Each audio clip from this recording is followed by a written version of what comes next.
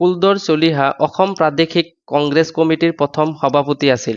প্ৰথম সম্পাদক কোন আছিলে? তো ইয়াৰ কাৰেক্ট অপশ্যনটো হৈছে নবীন চন্দ্ৰ বৰদলৈ প্ৰথম সম্পাদক আছিল। Hello' viewers, welcome to my channel. আজি আমি এইটো ভিডিঅ'ত কেইটামান ইম্পৰ্টেণ্ট জিকে ডিছকাশ্যন কৰিম for upcoming Assam direct recruitment grade 3 and grade 4 এক্সামৰ কাৰণে।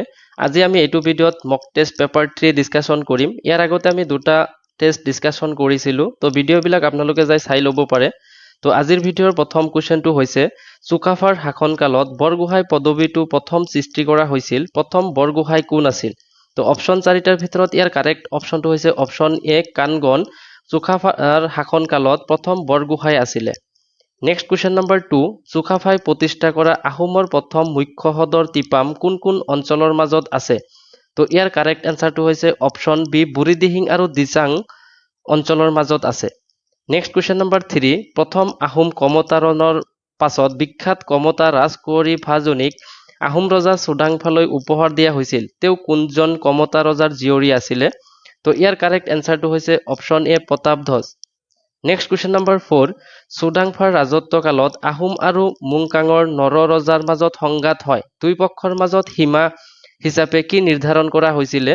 তো ইয়াৰ কাৰেক্ট এনচাৰটো হৈছে অপশ্যন চি পাটকাই পৰ্বত সীমা নিৰ্ধাৰণ কৰা হৈছিলে। নেক্সট কুৱেশ্যন নম্বৰ 5, টিপমীয়া বিদ্ৰোহ দমন কৰাৰ পাছত চুডাংফাই ৰাজধানী কলৈ নিছিলে? তো ইয়াৰ কাৰেক্ট এনচাৰটো হৈছে অপশ্যন বি দিহিঙৰ ওচৰত চাৰগোৱা। নেক্সট কুৱেশ্যন নম্বৰ 6, প্ৰথম বৰপাত্ৰ গোহাঁই কনচেং কোনটো নামেৰে বেছি জনাজাত আছিলে? তো ইয়াৰ কাৰেক্ট এনচাৰটো হৈছে অপশ্যন এ চেংলুং নামেৰে জনাজাত আছিল। নেক্সট কুৱেশ্যন নম্বৰ 7, 1546 খ্ৰীষ্টাব্দৰ প্ৰথম আহোম কোচ যুদ্ধ কোন ৰজাৰ শাসনকালত হৈছিলে? তো ইয়াৰ কাৰেক্ট এনচাৰটো হৈছে অপশ্যন বি চুকলেংমুঙৰ শাসনকালত যুদ্ধ হৈছিলে। নেক্সট কুৱেশ্যন নম্বৰ 8, চুডাংফাৰ শাসনকালত প্ৰথম আহোম কমতাৰ মাজত সহস্ৰ যুদ্ধৰ পাছত শান্তি চুক্তি মতে আহোমক দিয়া কমতা ৰাজকুঁৱৰীৰ নাম কি আছিল?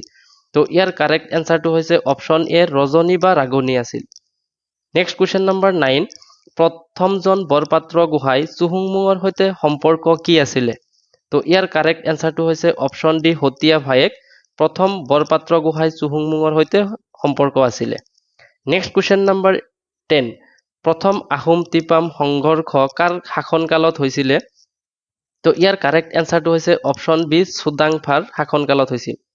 নেক্সট কুৱেশ্যন নম্বৰ 11, কোনজন আহোম স্বৰ্গদেৱে নিজকে মহাৰাজ আৰু ৰাজৰাজেশ্বৰ চক্ৰৱৰ্তী উপাধিৰে অভিষিক্ত কৰিছিলে?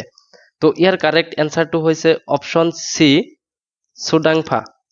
নেক্সট কুৱেশ্যন নম্বৰ 12, কোনজন আহোম স্বৰ্গদেৱৰ শাসনকালত আহোম ৰাজসভাত হিন্দু ধৰ্মৰ প্ৰথম আনুষ্ঠানিক প্ৰৱেশৰ আৰম্ভণি ঘটিছিল? তো ইয়াৰ কাৰেক্ট এনচাৰটো হৈছে অপশ্যন এ চুডাংফাৰ ৰাজত্বকালত। নেক্সট কুৱেশ্যন নম্বৰ 13, দিহিঙৰ ওচৰৰ চাৰগোৱালৈ কোনজন আহোম স্বৰ্গদেৱৰ ৰাজধানী সলনি কৰিছিলে? তো ইয়াৰ কাৰেক্ট এনচাৰটো হৈছে অপশ্যন এ চুডাংফাৰ ৰাজত্বকালত। নেক্সট কুৱেশ্যন নম্বৰ 14, দিহিঙৰ ওচৰৰ বকতালৈ কোনজন আহোম স্বৰ্গদেৱে ৰাজধানী সলনি কৰিছিলে? তো ইয়াৰ কাৰেক্ট এনচাৰটো হৈছে অপশ্যন ডি চুহুংমুং। নেক্সট কুৱেশ্যন নম্বৰ 15, গড়গাঁৱলৈ কোনজন আহোম স্বৰ্গদেৱে ৰাজধানী সলনি কৰিছিলে? তো ইয়াৰ কাৰেক্ট এনচাৰটো হৈছে অপশ্যন এ চুকলেনমুং। তো এইবিলাক চিমিলাৰ কুৱেশ্যন হয়, কনফিউজন নহ'ব। তো ভালকে মনত ৰাখি যাব এইবিলাক। নেক্সট কুৱেশ্যন নম্বৰ 16, কোনজন আহোম স্বৰ্গদেৱে আহোম প্ৰজাক বৰগোহাঁই আৰু বুঢ়াগোহাঁইৰ মাজত সমানে ভাগ কৰিছিলে? তো ইয়াৰ কাৰেক্ট এনচাৰটো হৈছে option D Subinpha.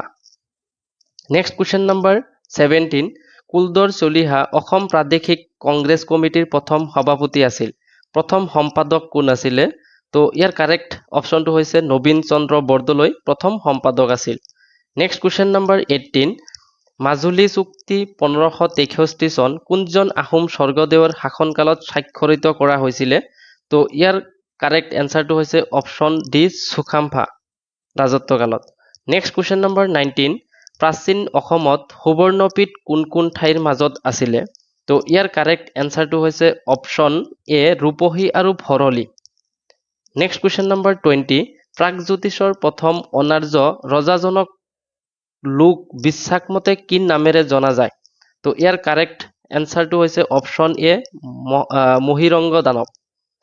Next question number 21 প্ৰাচীন অসমত কোনখন নদীয়ে অসমৰ পশ্চিম সীমা নিৰ্ধাৰণ কৰিছিলে তো ইয়াৰ কাৰেক্ট এনসাৰটো হৈছে অপশ্যন এ কৰতোৱা বা হদনীৰা নেক্সট কুৱেশ্যন নম্বৰ 22 পক্তিয়াৰ খিলজিৰ আগ্ৰাসনৰ সময়ত অসমৰ ৰজা কোন আছিলে তো ইয়াৰ কাৰেক্ট এনসাৰটো হৈছে অপশ্যন সি পৃথু নেক্সট কুৱেশ্যন নম্বৰ 23 পৃথুৰ আন এটা নাম কি আছিলে তো অপশ্যন চাৰিটাৰ ভিতৰত ইয়াৰ কাৰেক্ট অপশ্যনটো হৈছে অপশ্যন ডি জলপেশ্বৰ পৃথুৰ আন এটা নাম আছিলে জলপেশ্বৰ নেক্সট কুৱেশ্যন নম্বৰ 24 কোন কমতা ৰজাই নিজৰ ৰাজধানী কামৰূপ নগৰৰ পৰা কমতাপুৰলৈ স্থানান্তৰিত কৰিলে তো ইয়াৰ কাৰেক্ট এনসাৰটো হৈছে অপশ্যন এ সন্ধ্যা নেক্সট কুৱেশ্যন নম্বৰ 25 কোন খ্ৰীষ্টাব্দত বক্তিয়াৰ খিলজিয়ে অসম আক্ৰমণ কৰিছিলে তো ইয়াৰ কাৰেক্ট এনসাৰটো হৈছে অপশ্যন সি 1203 খ্ৰীষ্টাব্দত বক্তিয়াৰ খিলজিয়ে অসম আক্ৰমণ কৰিছিলে next question number 26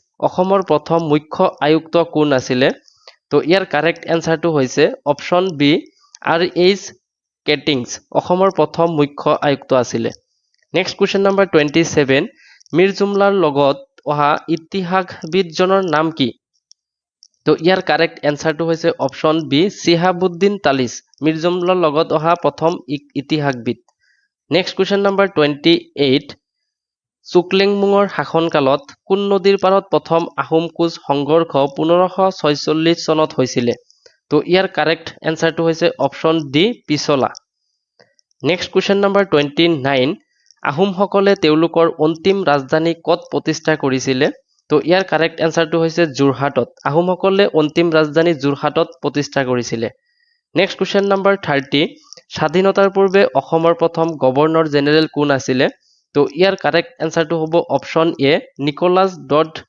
বিটছনবেল next question number 31 Sukaphaa Patkai পৰ্বতমালাৰ কোনটো গিৰিপথৰ মাজেৰে আহিছিল বুলি কোৱা হয় তো ইয়াৰ কাৰেক্ট এনসাৰটো হৈছে অপশ্যন সি পাছুং গিৰিপথ বুলি কোৱা হয় এটো নেক্সট কুৱেশ্যন নম্বৰ 32 গদাধৰ সিংহৰ দিনত নিৰ্মিত দুদৰ আলি কৰ পৰা কলৈ সম্প্ৰসাৰণ কৰা হৈছিলে তো ইয়াৰ শুদ্ধ উত্তৰটো হৈছে অপশ্যন সি গোলাঘাটৰ কমাৰগাঁৱৰ পৰা ডিব্ৰুগড়ৰ জয়পুৰলৈ সম্প্ৰসাৰণ কৰা হৈছিলে নেক্সট কুৱেশ্যন নম্বৰ 33 1703 খ্ৰীষ্টাব্দত ৰুদ্ৰসিংহৰ ৰাজত্বকালত নিৰ্মিত নামদাং হিলৰ হাকু কোন শৈলীত নিৰ্মাণ কৰা হৈছিল তো ইয়াৰ কাৰেক্ট এনসাৰটো হৈছে অপশ্যন এ আৰ্য শৈলী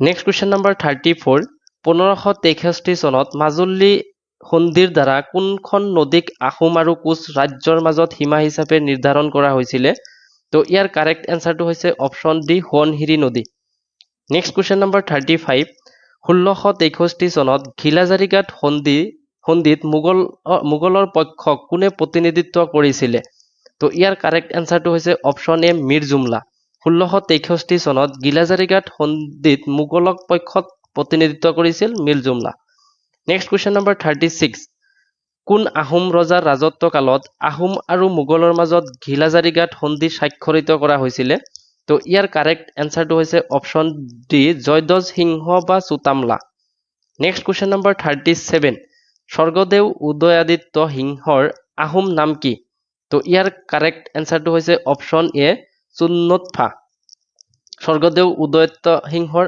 আহোম নাম ইম্পৰ্টেন্ট হয় চাই যাব এটো next question number 38 Assam association কেতিয়া গঠন হৈছিলে তো ইয়াৰ কাৰেক্ট এনসাৰ হৈছে 1903 চনত অসম এছ'চিয়েশ্যন গঠন কৰা হৈছিল নেক্সট কুৱেশ্যন নম্বৰ 39 1903 চনত গঠন হোৱা অসম এছ'চিয়েশ্যনৰ প্ৰথম সভাপতি কোন আছিলে তো ইয়াৰ কাৰেক্ট এনসাৰটো হৈছে অপশ্যন সি ৰাজা Prabhat Chandra Barua next question number 40 অসমত দ্বিতীয় মুছলমানৰ আগ্ৰাসন কেতিয়া হৈছিলে তো ইয়াৰ কাৰেক্ট এনসাৰটো হৈছে অপশ্যন ডি 1227 খ্ৰীষ্টাব্দত অসমত দ্বিতীয় মুছলমানৰ আগ্ৰাসন হৈছিলে নেক্সট কুৱেশ্যন নম্বৰ 41 পৃথুৰ দিনত অসমলৈ অহা দ্বিতীয়জন মুছলমান আক্ৰমণকাৰী কোন আছিলে তো ইয়াৰ কাৰেক্ট এনসাৰটো হৈছে অপশ্যন এ হিছামুদ্দিন ইৱাজ বা Ghiyasuddin Bakhtiyar next question number 42 কোনজন আহোম স্বৰ্গদেউক তেওঁৰ ৰাজহাৰ বেকা হোৱাৰ বাবে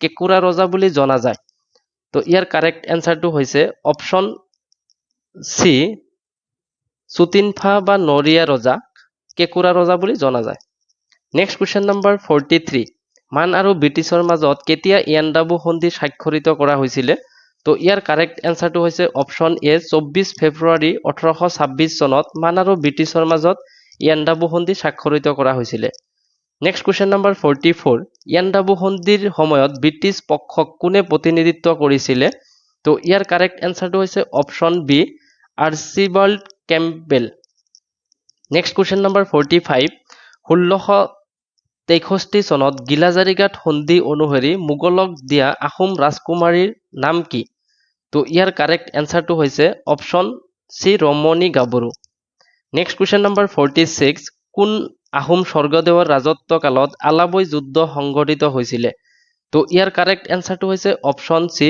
চক্ৰধ্বজ সিংহৰ ৰাজত্ব কালত আলাবৈ যুদ্ধ সংঘটিত হৈছিলে নেক্সট কোৱেশ্চন নম্বৰ 47 কোনজন আহোম স্বৰ্গদেউ লৰা ৰজা নামেৰে পৰিচিত তো ইয়াৰ কাৰেক্ট এনসাৰটো হৈছে অপশন ডি চুলিকফা এটো কোৱেশ্চন প্ৰায় এক্সামত আহি থাকে তো এটো ইম্পৰ্টেন্ট কোৱেশ্চন হয় এটো মনত ৰাখিব নেক্সট কোৱেশ্চন নম্বৰ 48 লতাকটা ৰণত অংশগ্ৰহণৰ বাবে প্ৰশংসাৰ চিন স্বৰূপে মণিপুৰী ৰজা জয় সিংহই ৰাজেশ্বৰ সিংহলৈ বিয়া দিয়া মণিপুৰী ৰাজকুমাৰীৰ নাম কি আছিলে তো ইয়াৰ কাৰেক্ট এনসাৰটো হৈছে option A Kuranga Nayani next question number 49 বাহিৰ প্ৰথম সম্পাদক কোন আছিল তো ইয়াৰ কাৰেক্ট এনসাৰটো হৈছে option A Lakshminath Bezbaroa most important question হয় এটো চাই যাব নেক্সট কোৱেশ্চন নম্বৰ 50 আজিৰ ভিডিঅ'ৰ লাষ্ট কোৱেশ্চন তলৰ কোনজন জোনাকী যুগৰ জনপ্ৰিয় ত্ৰিমূৰ্তিৰ মাজত নাছিলে তো কোৱেশ্চনটো অলপ ক্ৰিটিকেল হিচাপত কাটিছে আপোনালোকে কনফিউজ নহব